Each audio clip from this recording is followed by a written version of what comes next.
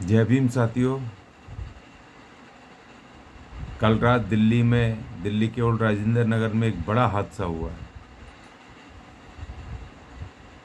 वहाँ के एक बेसमेंट की लाइब्रेरी में IAS की कोचिंग करने वाले तीन विद्यार्थियों की मौत हो गई है पानी में डूबने से। और करीब कई सारे घायल हैं, अस्पताल में हैं। घायल अर्थात वो पानी से बुरी तरीके से वो जख्मी हो गए हैं। अभी IAS कोचिंग जो है मुखर्जी नगर और ओल्ड राजेंद्र नगर में बहुत बड़े पैमाने पर चलती है। देश और पूरी देश से लाखों विद्यार्थी यहाँ पे IAS बनने का सपना लेके यहाँ पे आते हैं।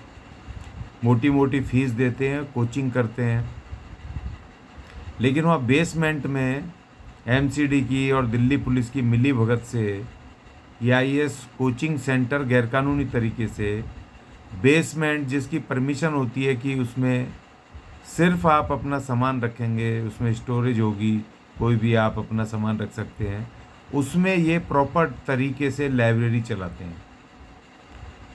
और लाइब्रेरी क्योंकि पैसे लेते हैं, ये उसके लाइब्रेरी के मोटे मोटे फीस चार्ज करते हैं विद्यार्थियों से पढ़ने के, तो उनको कार्ड दिए हुए हैं। बायोमेट्रिक वहाँ पे लगा होता है, जो बिना उसके कार्ड के या बिना थंब लगाए वो खुलेगा नहीं जब तक कि वो ऑथोराइज स्टूडेंट नहीं होगा, जिसने पैसे दिए हैं।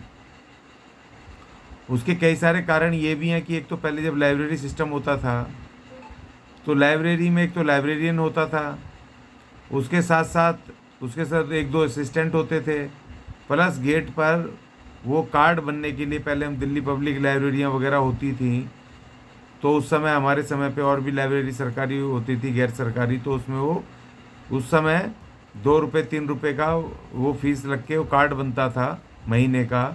तो कार्ड दिखा करके वो किताबें ले जाया करते थे घर, वो कार्ड जमा हो जाता था और किताबें देख करके कार्ड वापस मिल जाता था। कार्ड वो एंट्री हो जाता था कि इस नंबर कार्ड के ये इस विद्यार्थी ने किताबें लेके पढ़ने के लिए ले गए। तो वो उस तरीके से वो कार्ड होते थे, मैनुअल कार्ड। हवादार लाइब्रेरी होती थी और उसमें बहुत बड़ा गेट होता था। अब ये बिल्कुल कंजेस्टेड लाइब्रेरियाँ बनी हुई हैं और पूरी तरीके से गैर कानूनी है। MCD ने और दिल्ली पुलिस और ये सब डिपार्टमेंट पैसे खा के और वो उस तरीके से बनाते हैं। और दूसरी बात ये कि ये इतना भ्रष्ट MCD जो डिपार्टमेंट इतना भ्रष्ट है कि जो हर वर्ष शिविर सफाई के पैसे आते हैं उनको ये खा जाते हैं। शिविर सफाई ये खाली नालों की सफाई, नालियों की सफाई और शिविरों की सफाई ये केवल कागजों में करते हैं और उसको खाना पूर्ति करके उसको खा जाते हैं। क्योंकि दिल्ली या अधिकतर जनता है जो है वो ज़्यादा कंप्लेंट करने में विश्वास नहीं रखती है। सोचते हैं बारिश पड़ गई, पानी थोड़ा बहुत भर गया, 1-2 फुट भर गया, उसके बाद निकल जाएगा थोड़ी देर में। अभी पिछले हफ्ते मैं आ रहा था जहांगीरपुरी मेट्रो स्टेशन में उतरा, वहाँ पार्किंग में मेरी बाइक खड़ी थी। वहाँ पार्किंग तक जाने के लिए जगह नहीं थी, इतनी भारी बारिश पड़ गई थी। आधे घंटे की सिर्फ बारिश पड़ी और वहाँ पूरा, वहाँ से लेकर के आदर्श नगर से लेकर के और बाईपास तक सड़कों पर आधी आधी कमर तक पानी था, वहाँ निकल नहीं सकते थे। फिर जैसे तैसे मैं पार्किंग में जा कर के और मैं बाइक को लेके आया, तो मैं उसको बाईपास तक पानी के अंदर कमर तक पानी के उसको ले करके धक्के मारते हुए और बाईपास तक लेके आया। तब मैंने बाइक वहाँ से स्टार्ट की। कोई गड्ढा हो, कोई नाली हो, उस तरीके से गटर में घुस जाते हैं। पानी जैसे ही बारिश पड़ेगी पूरा ट्रैफिक जाम हो जाएगा, क्योंकि पानी जगह जगह ऊपर जाम हो जाता है। अब इसका सबका एक मुख्य कारण ये है कि नाले की जो यमुना की सफाई नहीं हुई। यमुना के अंदर जो उसमें शिविर का पानी आता है, इतना भयंकर शिविर ही चलता था और वो पानी उसमें जम गया, उसमें गंदगी जम गई है। और जहाँ पर वो नाले, उसमें शिविर का मुंह है, वहाँ पर पानी आने का सिरा है, वो उसमें कीचड़ से जम गया, वहाँ पानी जाने की जगह नहीं है, पानी निकलने की। 2021 में दिल्ली सरकार ने कहा था कि 3 वर्षों के भीतर हम यमुना की पूरी तरह सफाई कर लेंगे, उसमें स्टीमर चलेंगे, पर्यटक इलाके बनेंगे, वहाँ पर घूमने फिरने की भी जगह होगी, रोजगार भी उत्पन्न होंगे। लेकिन 3 तो छोड़ो, 2021 से अभी तो 3 साल 4 साल पूरे हो गए, मगर अभी तक कुछ नहीं हुआ।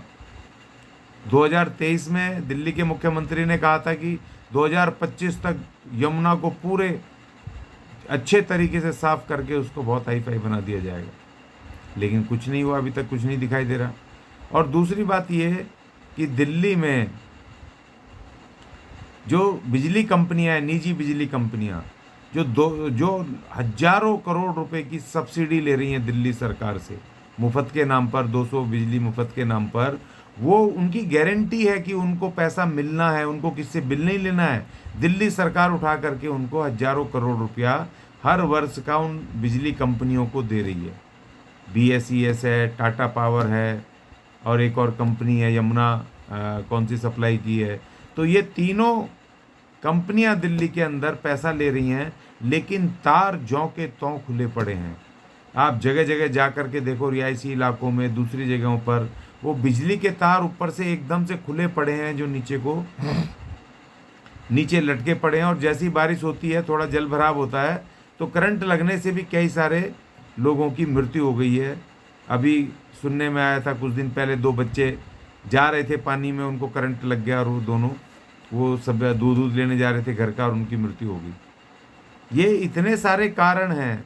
और दूसरी बात ये कि पिछले 10 वर्षों में ये नाले सफाई या सीवर सफाई ना होने की वजह से ठीक से बहुत सारे हमारे कम से कम 30 से 40 सफाई कामगार उसमें नाले साफ करने के दौरान उसमें घुसे, और उसमें जो गैस होती है उससे वो अंदर उनका दम घुटने से उनकी मौत हो गई।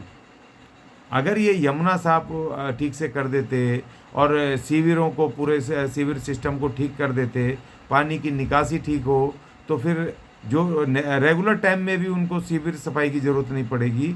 वो रेगुलर तरीके से पानी अपने आप वहाँ से वेस्टेज पानी अपने आप डिस्पर्स होता रहेगा, और उसमें जमाव नहीं होगा, कहीं पर कुछ नहीं होगा, और कहीं लोगों की मृत्यु नहीं होगी।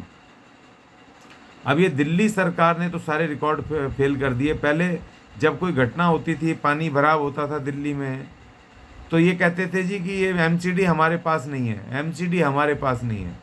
लेकिन अब तो MCD भी 2 साल से आम आदमी पार्टी के पास है, दिल्ली सरकार इनके पास है। तो अब ये क्यों भैया, अब ये सब घटनाएं क्यों हो रही हैं, पानी क्यों जमा हो रहा है दिल्ली में? अब MCD आपके पास है, 2 साल हो गए, तो आप अब जो 2 साल का बजट है दिल्ली के नाली सफाई, सीवर सफाई, यमुना सफाई, तो आपने क्यों नहीं किया अभी तक? क्यों नहीं इसको बेहतर किया, इस सिस्टम को? और जो बिजली कंपनियों को आप लाखों करोड़ रुपया दे रहे हो सब्सिडी के नाम पर, तो उसने वो अभी तक तार खुले क्यों छोड़े हैं? उन्होंने हाई फाई क्यों नहीं, नई टेक्नोलॉजी क्यों नहीं की है? बिजली निजीकरण करने का क्या मतलब था? यही मतलब था ना कि जो निजी कंपनियां आएंगी वो बढ़िया तरीके से व्यवस्था करेंगी, तारों को ठीक करेंगी, बिजली ठीक ढंग से देंगी, और सारी चीज़ हाई फाई होगी। क्योंकि कहते थे कि सरकारी कर्मचारी तो काम नहीं करते हैं, नाकारे हैं, इसलिए प्राइवेट कंपनियां आएंगी तो बहुत बढ़िया काम करेंगी। तो भाई ये तार क्यों निकले पड़े हैं? क्यों अभी तक क्यों बिजली की बिल्कुल सही हाई फाई सुविधाएं क्यों नहीं हुई हैं दिल्ली के अंदर? अभी भी पुराने ढर्रे पर क्यों ये तार फार लटके पड़े हैं जगह जगहों पर? क्यों ये गुच्छे बने हुए हैं? क्यों बिजली कंपनियां क्यों काम नहीं कर रही हैं? अब तो प्राइवेट है ना। शीला दीक्षित सरकार ने इसको निजी किया था, कांग्रेस सरकार ने इन सारी बिजली को प्राइवेट करके निजी कंपनियों को लाई थी कांग्रेस सरकार। और कांग्रेस तो प्राइवेटाइजेशन में पूरी माहिर है ना, पूरा सब बेच बाच के इन्होंने सारा कुछ कर दिया। तो अभी तक क्यों नहीं हुआ भाई? और कांग्रेस क्यों चुप है? कांग्रेस के युवराज नेता विपक्ष हैं, क्यों चुप हैं भाई? इन बिजली कंपनियों पे क्यों नहीं बोलते हैं कि अभी तक दिल्ली में ये लाखों करोड़ रुपए ढकार चुके हैं, और अभी तक क्यों नहीं दिल्ली के अंदर ये बिल्कुल ये वायरिंग ये सब ठीक ठाक हुई है, क्यों नहीं हुई है? और अब दिल्ली सरकार की बोलती बंद है, कह रहे हैं जुडिशियल इंक्वायरी दे दी के उसमें कर दिया है। ये नाकाफ़ी है, आपको जवाब देना होगा।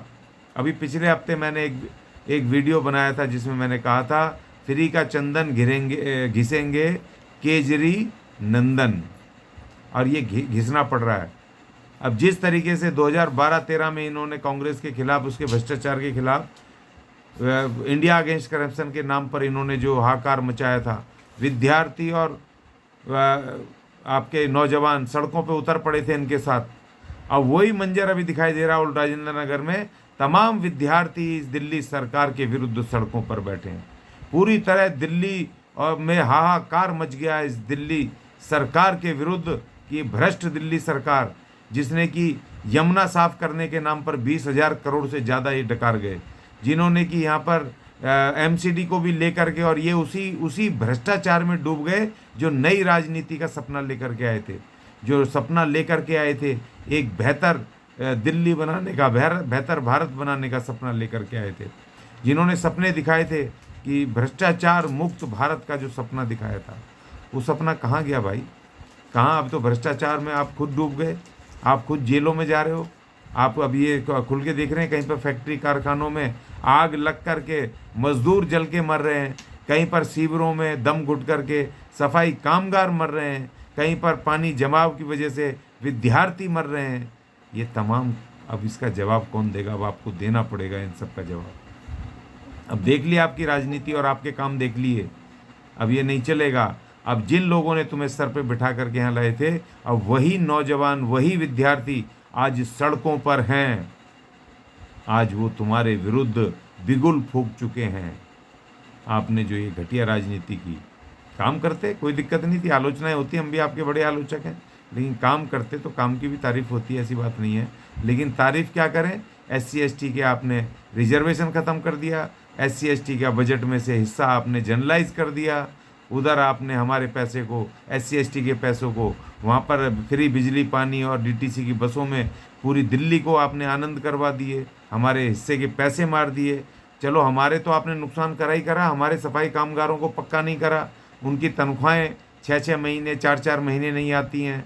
चलो हम तो बर्दाश्त कर रहे हैं, क्योंकि हम तो सदियों से बर्दाश्त करने वाले हैं ना, सदियों से बर्दाश्त कर रहे हैं तुम लोगों को। लेकिन ये अब जो ये जनरल कैटेगरी के जो ये विद्यार्थी और ये जो नौजवान, अब ये जो बेचारे मरे हैं पढ़ते समय, इनकी जो मौत हुई है, अब उस मौत की जिम्मेदारी अब तुम्हें लेनी पड़ेगी और तुम्हें इसका मोल चुकाना पड़ेगा। अब ये तुमसे खुद हिसाब मांगेंगे, क्योंकि ये बर्दाश्त नहीं करेंगे। हम तो कर रहे हैं बर्दाश्त, हमारे लोग तो कर रहे हैं बर्दाश्त, और बर्दाश्त भी कर रहे हैं, और तुम्हारे झंडे उठा करके तुम्हें बार बार चुन के भी ला रहे हैं, तुम्हारे साथ खड़े हैं, तुम्हें वोट देते हैं। तो हमारे लोगों को तो है आदत, लेकिन इनको नहीं है। आज जाके देखो राजेंद्र नगर और वहाँ चारों तरफ पूरा हाहाकार मचा रखा विद्यार्थियों ने। तो अब तुम्हें भुगतना पड़ेगा। जिस तरीके से तुम झूठ बोल के आए थे, झूठ के पैर नहीं होते हैं, और उसी तरीके से अब तुम्हें भी उसका खामियाजा उठाना पड़ेगा। और ये विद्यार्थी और नौजवान आपसे पूरी तरीके से हिसाब चुकता करेंगे, हिसाब लेंगे, और तुम्हें हिसाब देना पड़ेगा। तुम्हारे भ्रष्टाचार का हिसाब, तुम्हारे झूठ का हिसाब, और तुम्हारे जातिगत भेदभाव का हिसाब तुम्हें चुकाना होगा। जय भीम, जय भारत, जय संविधान।